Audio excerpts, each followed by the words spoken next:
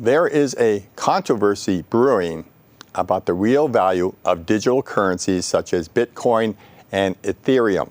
So the question is, are we looking at an incarnation of the Dutch tulip mania of the 17th century, or are we looking at a technology that will revolutionize the concept of money? My name is Jim Connor. Welcome to Game Changers Silicon Valley.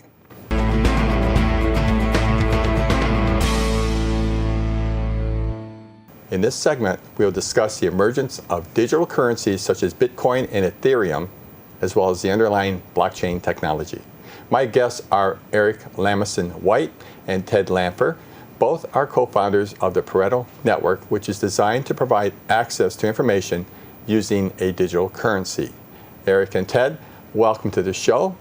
Let me start with you, Eric, to give us maybe an overview of the concepts of blockchain technology. Okay, well, thank you for having me. Blockchain technology is primarily a ledger. It's a ledger technology where the confidence in the contents of the ledger are secured in a different way. And this seemingly mundane tweak to an older concept can just revolutionarily change the whole infrastructure built on top of it.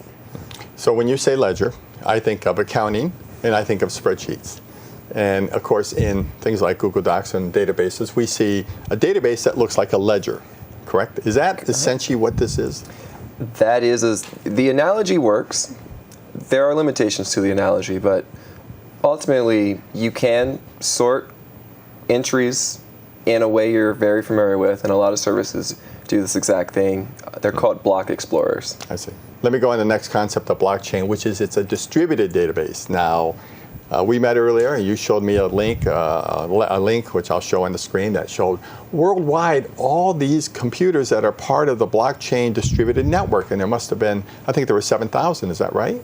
At least. At least, and half of them have to be up. Can you give us a little insight into that? Sure. So the blockchain as a concept requires participants to help it propagate, and the more participants that are helping it, the harder it is to alter the data in the blockchain. And so it kind of turns into this amorphous entity that just keeps expanding because new computers or new participants in the network want a benefit from the blockchain network. And that's usually in the form of a currency. The blockchain pays the computers that help it stay secure. And Ted, let me come over to you then. As I understand it, the key is, and I went and started to look because I signed up for Bitcoin and Ethereum, you create a wallet, right? An electronic wallet to hold your currencies, hold your Bitcoins, I should say, yes. or whatever the currency is. Maybe you can give us a little explanation of how many currencies are there and how do you judge which ones are good and worthwhile? Sure. Well, and that's a great question. And by the way, a wallet is just a metaphor. It may be also viewed as a keychain that holds your keys or your access codes to your currencies. But today as of today, there's almost 1,200 currencies that you can buy and sell. And a year ago, that was a fraction of that. But these currencies are coming out every week, and they do all kinds of different functionalities. Broadly speaking, you can divide them into currencies which are a store of value or used for payments, and then currencies which have other functions or uses. We call them utility currencies or better, utility tokens that give the user access to some resource, or they are the fuel for some protocol within networking applications. So Eric, you both are co-founders of the Pareto Network, and you, as I understand it now, have a blockchain technology that will essentially capture information or allow information to be accessed. And to access it, someone will buy your tokens, your digital currency, and then pay the provider of that information. Is that exactly? Okay. Yeah. So once again, you see how this technology is best suited for creating a market and having market dynamics between participants to provide value. What kind of information will be available? Well, the Pareto Network is geared towards financial information, but financial information that can be acted on very soon. So, Pareto Network changes the incentive models for financial information such that the sooner you can benefit the most people the greater your reward from the network will be. Is that because each person contributes towards your reward? That's correct. So aside from the contributor's perspective, the users of the Pareto network are ranked in a leaderboard, and your ranking in the leaderboard is based on your level of activity in the network. So the more, for example, you pay a content provider, the higher in the leaderboard you get. And this is important because the higher on the leaderboard you are, the sooner you get newly released information. Mm-hmm. Can you give me an example, real-world example of what kind of information might be available? Probably not insider trading information, but what would be something that would be viable in this model? The Pareto network is geared towards digital currencies instead of, for example, the securities or equities markets. But one example would be a change in the supply and demand of one of these digital currencies and being able to demonstrate to someone how that changes. Digital currencies function very similarly to commodities in many cases. There's a fixed supply and the exchange rate is based on how useful it is to somebody at a given time. And if you can reveal those changes to someone, then you might have people that would want to reposition their own portfolios or try to speculate on this change in supply and demand. Mm-hmm. So information about the commodities market, futures market could be a viable way to go. Could also be very viable. Yeah. And I'd like people to think of innovative use cases for the Pareto network. Mm-hmm. Mm-hmm. So Ted, now your company's going to roll out your tokens and your blockchain. Is this all at one time? You're going to do this end of November, I believe? Yes, well, we have what's called a pre-sale of our token, and then in the end of November, we'll have a public sale of our token. What's the difference? Well, the pre-sale participants are given a discounted price, and there are usually some minimum purchase requirements around that. So there's been some interesting publicity lately about Bitcoin and Ethereum, and I do notice that there's a difference. There's a split. I think Korea and China have outlawed all these digital currencies across the board. Do you have any opinion about that? I do. It's a very nuanced topic, especially on a country-by-country basis. I would say digital currencies are still very active in those countries and aren't completely outlawed. Regarding the opinions from financial leaders in legacy markets, what you have is a gradient of opinions that you would see in any market.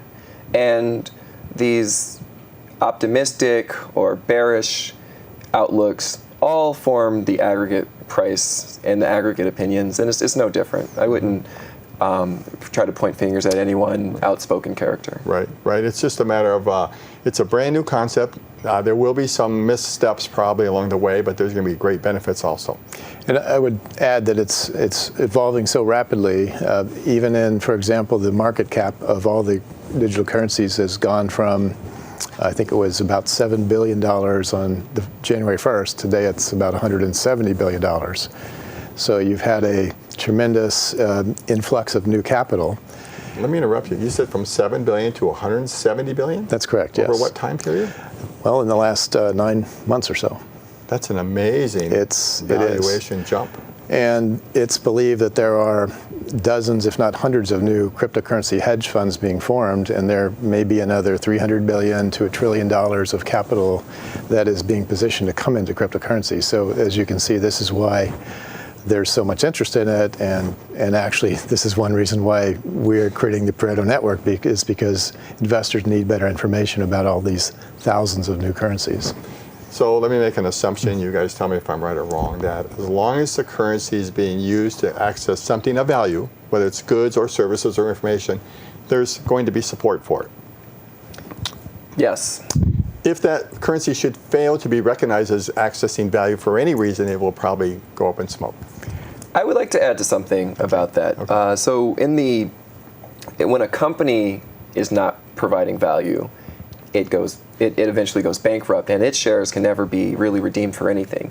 Blockchains, on the other hand, never cease. Blocks can stop being found, the currencies can stop being traded, but there's nothing that prevents somebody else from taking the baton for a failed project and turning those cryptographic hashes, the tokens, into something of value or giving it utility in the future. That's interesting. So I could, or a group could look at a failed, if I may use the word failed, crypto or digital currency, and decide to rebuild it through a new series of through a new value being provided on the blockchain. Is that? That's correct, and that's actually something one of my previous companies has done and still does. They do that. Have they been successful at it? I would say so. I got the idea from the activist investors in the corporate markets and just bring the same concept over to the blockchain markets with the understanding of the new abilities that are available. The barrier of entry to carrying a project is very low. Ted, I want to ask, the thing that really sort of got me thinking and engaged in it was that there are exchanges now to essentially liquidate your tokens, your digital wallet of anything, whether it's are those mainly focused, like many things are, like in illiquid or private securities, just the top 2 or 3, or is it deeper? Well, as I said, there's probably 1,000 tokens that you can now buy and sell, and many exchanges, many of these tokens can be traded on multiple exchanges. So that's here to stay, and it's becoming easier and easier to do these sorts of transactions. So Eric, how did you, just about your personal, how did you get to this area? I mean, you're in a remarkable spot, both of you are, but how did you arrive here? I was actually working on a mobile payments app for a development agency that they were just a contracting firm I was working for.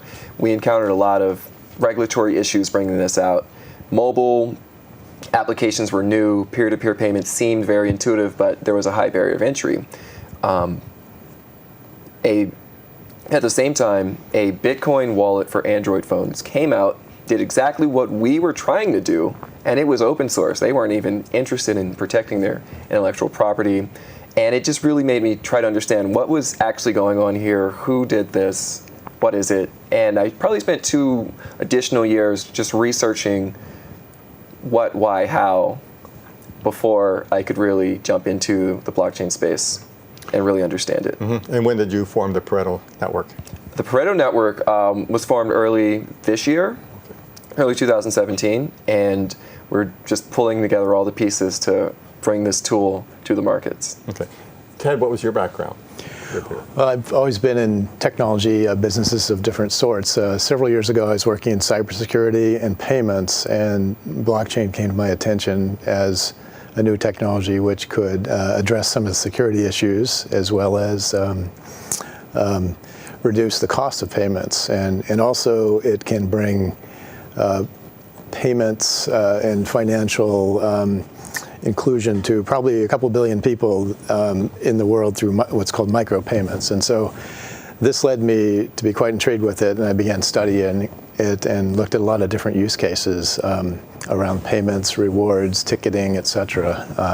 After I met Eric, I realized that the Pareto idea was really one that was very timely and I thought a very powerful one. So that's how I got here.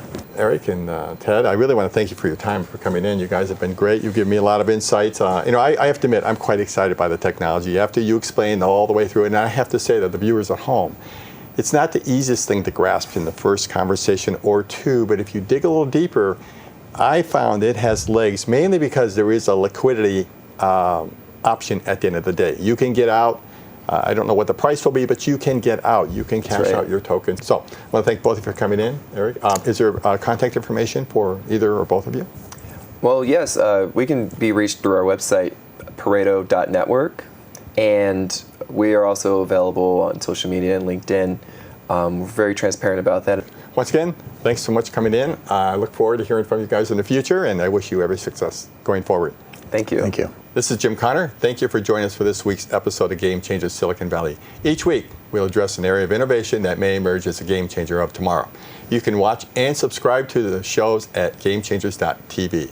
We look forward to your continued interest and participation in upcoming shows.